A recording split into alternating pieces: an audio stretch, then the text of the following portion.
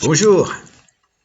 Alors, dans les années 80, ou c'était peut-être même les années 70, on chantait un chant à nouveau réunis pour louer le Seigneur. Eh bien, on pourrait aujourd'hui, avec les vidéos, chanter à nouveau réunis pour découvrir le Père céleste, évidemment. En tout cas, je suis heureux de vous retrouver aujourd'hui et de nouveau, nous allons plonger notre regard dans ce fameux chapitre 14 de l'évangile de Jean, où Jésus parle souvent du Père et nous le découvrons dans toutes sortes de situations et c'est passionnant de rassembler ces éléments du puzzle pour découvrir qui est et comment fonctionne notre Père céleste. Alors, c'est un verset que nous allons aborder aujourd'hui qui nous parle de la Trinité encore une fois. Curieusement, même si le mot Trinité n'est pas utilisé dans le Nouveau Testament de la Bible, pourtant la réalité du Père, Fils et Saint-Esprit, on le découvre partout. Notamment dans le verset que nous allons traiter aujourd'hui, c'est Jean 14, 28. Je dirais même Jean 14, 26 plutôt. 28, ce sera pour une autre fois. Jean 14, 26. Mais le Consolateur, l'Esprit Saint, que le Père enverra en mon nom, vous enseignera toutes choses et vous rappellera tout ce que je vous ai dit. Alors là, nous avons effectivement le Père, le Fils et le Saint-Esprit. Alors, j'ai un ami qui est un très bon bricoleur.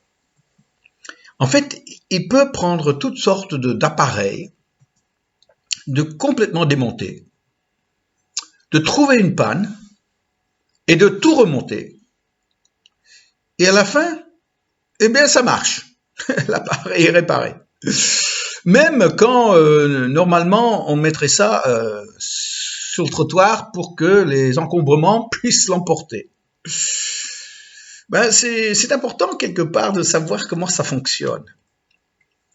Et aussi, c'est important pour mieux connaître Dieu, pour mieux comprendre, eh bien, de comprendre comment il fonctionne. Comment fonctionne le trio Père, Fils et Saint-Esprit? Quels sont leurs rôles respectifs? Comment est-ce qu'ils agissent ensemble? Ici, dans ce verset, eh bien, Jésus nous parle de la venue du Saint-Esprit. Mais ce n'est pas en fait lui-même qui l'envoie. Ce sera le Père qui va l'envoyer, mais qui ne va pas l'envoyer au nom d'un prophète, ni d'une institution, ni d'une religion. Le Père va envoyer le Saint-Esprit sur la terre au nom de Jésus, le nom qui est le nom au-dessus de tous les noms, le nom qui est comme un véritable piste de lancement de toute l'action spirituelle du Père. Et donc, nous avons cette réalité de comment Dieu fonctionne. Souvent, pour mieux comprendre un verset, je cherche un mot-clé. Je me dis, mais le verset tourne autour de quel mot? Et quand je relis ce verset, le mot qui ressort, c'est plutôt le mot enverra. Effectivement, nous sommes la cible de l'action Père, Fils, Saint-Esprit. Nous avons besoin d'être enseignés et tout est mis en œuvre pour que nous puissions être enseignés. Mais le mot qui m'interpelle particulièrement concernant le Père, c'est que le Père enverra. Il enverra le Saint-Esprit, il enverra au nom de Jésus, mais il enverra. Et en fait, ce mot a toute son importance dans le Nouveau Testament de la Bible. Pourquoi? Parce que Jésus lui-même, régulièrement, a parlé du fait qu'il était envoyé du Père. En fait, c'est une des choses qui revient régulièrement. Le Père qui m'a envoyé, c'est une phrase que Jean utilise beaucoup dans son évangile. Mais aussi parce que nous découvrons que la nature même, l'essentiel de la vie chrétienne, c'est le mot envoyé. Ce mot envoyé, c'est le même mot qui est utilisé pour apostolique. Un apôtre, c'est quelqu'un qui est envoyé. Et Jésus, parmi ses dernières expressions, dernières phrases qu'il a prononcées à ses disciples, c'était un envoi, c'était aller par tout le monde. Et ça doit être au cœur même de notre vécu, de notre vie. Comment vivre pour Jésus, répondre à son appel, de le suivre et ne pas se sentir envoyé. Alors, c'est tout le problème, je crois, de nombreuses églises aujourd'hui. C'est que le message, c'est pas plutôt aller, mais le message aux chrétiens, c'est venez chez nous. On a la meilleure louange, on a le programme le plus attractif, on a la meilleure école du dimanche, on répond à tous vos besoins, on va vous encourager, on va vous assurer le bien-être. Venez. Et une fois que vous êtes venus, eh bien surtout ne partez pas. Alors surtout si vous êtes un bon. Parce qu'il y a des gens, quand ils partent, on est quand même, je dois reconnaître, en tant que pasteur, on est un peu soulagé. Mais les bons, ceux qui sont engagés, ceux qui se donnent, ceux qui sont consacrés, là, il faut surtout pas les laisser partir. Et combien de fois j'ai vu dans l'église contemporaine des tentatives de verrouiller les gens dans une équipe autour du pasteur, surtout pour qu'ils ne partent pas. Et pourtant, le message de l'Église, le message de Jésus pour l'Église, c'était partez, c'était ne restez pas. Et ça c'est difficile, surtout quand on est pasteur, parce que tout pasteur veut voir son Église grandir, et grandir avec des bons, effectivement. Mais c'est un défi que nous avons relevé, nous, mon épouse et moi-même, toute notre vie, parce que nous avons été, nous, toute notre vie, des envoyés. Dès la première année de mon ministère à plein temps, j'étais envoyé avec ma jeune épouse, on était dans notre première année de mariage, et nous avons été envoyés de l'église mère à une ville à 40 km, la ville d'Ipswich en Australie, et on était envoyés avec une mission pour implanter une première église. Et de là, eh bien, nous avons été envoyés, cette fois non pas par l'Église, mais par une conviction personnelle, on était envoyés en France pour implanter des églises. Et donc toute notre vie, depuis maintenant plus de 40 ans, eh bien, nous nous sommes retrouvés dans une terre étrangère parce que nous avons été envoyés. Donc, c'est quelque part dans notre ADN, c'est en nous. Ça pose pas de problème pour nous de lire que Jésus envoie ses disciples. Et le message de venez et on va vous verrouiller, c'est pas mon message. Et puis nos chers amis qui nous ont rejoints il y a quelques années, eh bien ils ont découvert ça.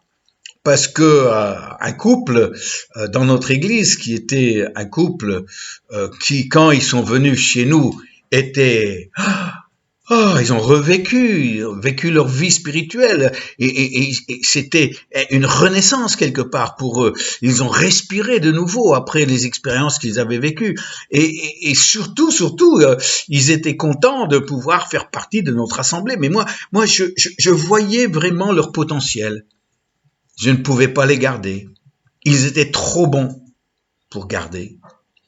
Et c'est pour ça qu'un jour, quand le Seigneur a ouvert une porte, eh bien, je leur ai dit, écoutez, je crois que vous êtes appelés. Et maintenant, vous ne pouvez pas rester à côté de nous. On restera en relation, on vous soutiendra, on vous encouragera. Mais pour être le couple, le ministère que Dieu veut que vous soyez, eh bien, je suis désolé, mais il faudra quitter le bercail. Et il faudra aller en mission.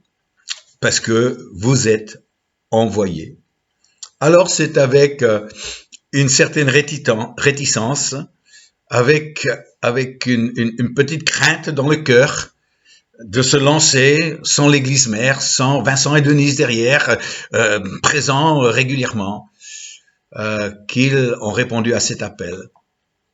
Et aujourd'hui, ce même couple est rentré dans un véritable ministère auquel ils n'auraient jamais eu accès, s'ils voulaient simplement rester dans le venet, dans le brassage chrétien. Alors c'est vrai que c'est un peu précaire tout ça, parce qu'on ne sait jamais où on va. Mais jamais on peut, une église conduite par le Seigneur, jamais une église où le Saint-Esprit a été déversé peut être une église qui retient les gens, une église qui freine en fait l'envoi que Dieu veut pour son peuple. Je pense tellement à Philippe dans l'église de Jérusalem dans les Actes des Apôtres. Il était à Jérusalem très apprécié, un homme de foi, un homme de l'esprit. Il servait à table. C'était quelqu'un que les apôtres ils voulaient pas lâcher. Il n'y avait pas énormément de personnes de la qualité spirituelle de Philippe. Sauf que, eh bien, à Jérusalem, Philippe se retrouvait dans les cuisines quand Dieu l'appelait au milieu d'un réveil. Et Philippe n'allait jamais devenir l'évangéliste qu'il était dans l'église de Jérusalem. Il fallait être sur le terrain.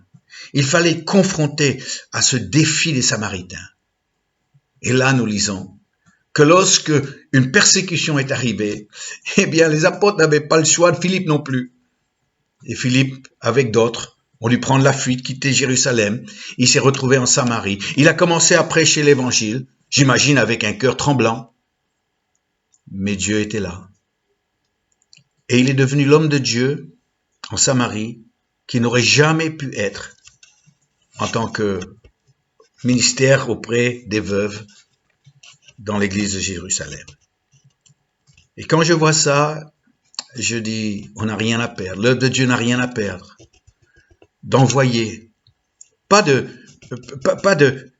lancer quelqu'un bêtement, sans le former, sans le soutenir, sans le retrouver régulièrement. Mais ce qui se passe aujourd'hui souvent, c'est que parce que l'Église a une mentalité de venez et je vous retiens, eh bien ceux qui veulent partir, ceux qui ressentent un appel à partir, deviennent des cow-boys solitaires et ils se retrouvent seuls. Et quand le terrain est difficile, quand les épreuves arrivent, eh bien ils se retrouvent seuls face à ces épreuves. Eh bien je suis convaincu que l'Église du Nouveau Testament n'était pas comme ça, mais plutôt était une Église où le Père envoie au nom de Jésus le Saint-Esprit et Jésus envoie en son nom des hommes et des femmes dans le monde entier. Alors, chers amis, qu'est-ce que je peux vous dire encore?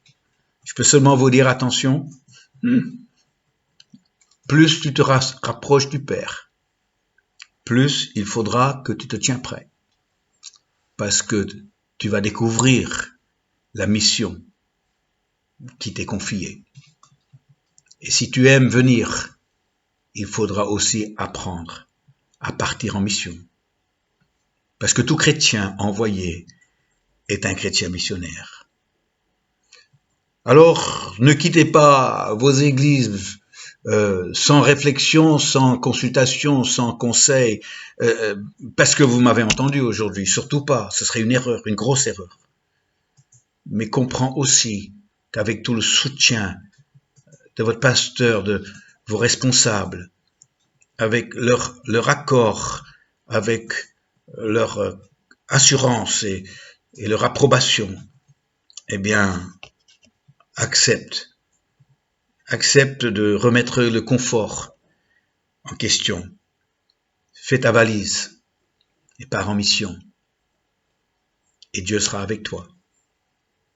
Ah, peut-être pour certains qui m'écoutent aujourd'hui, vous allez devoir réfléchir sur la suite que vous allez donner à votre vie chrétienne. Et si on priait, ça pourrait calmer vos craintes. Ça pourrait aussi vous donner une conviction. Fermons nos yeux. Père, tu as envoyé Jésus. Tu es un Père qui envoie. Pourtant, il était ton Fils unique, celui que tu as dit publiquement au monde entier qu'il était ton bien-aimé. Mais Père, ce qui était le plus précieux pour toi, eh bien, tu l'as envoyé. Tu l'as envoyé parce que la cible en valait la peine. La cible était l'humanité, le salut de l'homme et de la femme. Et aujourd'hui, eh bien, dans ce verset qui nous présente un Père qui envoie, est-ce qu'on pourrait même imaginer que ce Père qui a envoyé, qui a toujours envoyé, qu'en pense, commençant par Abraham, tous les prophètes qu'il a envoyés, chaque fois en mission,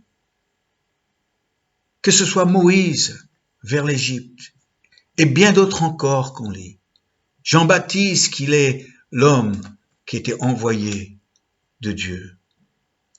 Eh bien, Seigneur, est-ce que ce serait pas possible que nous aussi, dans notre circonstance, dans notre monde à nous, dans notre quartier, dans notre univers, est-ce qu'on pourrait pas être aussi, comme Jésus, comme le Fils unique, être un envoyé du Père?